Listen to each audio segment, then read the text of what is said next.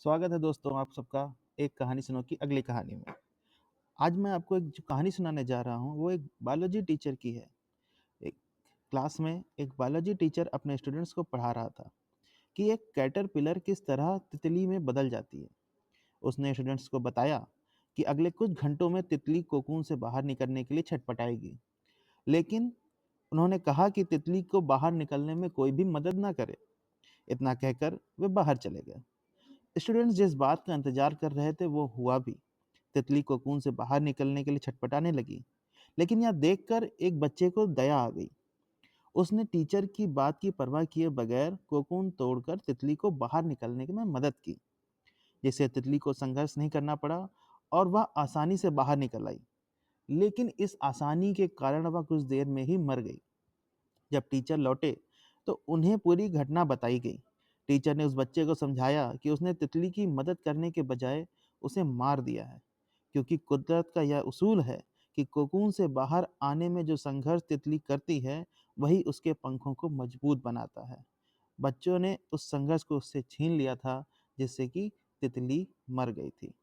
इसी सिद्धांत को दोस्तों हमें अपने जीवन में भी लागू करना है कि बिना संघर्ष के जीवन में कुछ भी महत्वपूर्ण हासिल नहीं होता है। दोस्तों अक्सर हम अपनी ज़िंदगी में आने वाली छोटी-छोटी परेशानियों से भयभीत हो जाते हैं, डर जाते हैं और उनका सामना करने से बचने लगते हैं। लेकिन दोस्तों यही छोटी-छोटी समस्याएँ हैं जो हमें आगे चलकर एक बेहतर आदमी बनाती हैं, जो हमें ये सिखाती हैं कि किसी भी परिस्थिति से कैसे निपटना है और कैसे हम आगे चलकर अपने आप को काबिल बना सकते हैं। दोस्तों, हम अपने जीवन में आने वाली कठिनाइयों से, संघर्षों से बिल्कुल भी भयभीत नहीं होने चाहिए, क्योंकि ये जो हमारी मंजिल है, जो हमारी सक्सेस है, ये हमें इन्हीं कठिनाइयों पर आगे चलकर ही मिलने वाली है।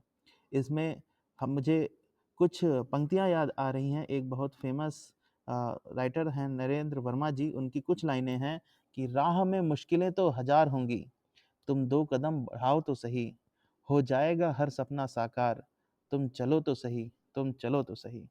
मुश्किल है, पर इतनी भी नहीं कि तू कर ना सके, दूर है मंजिल, लेकिन इतनी भी नहीं कि तू पा ना सके। तुम चलो तो सही, तुम चलो तो सही।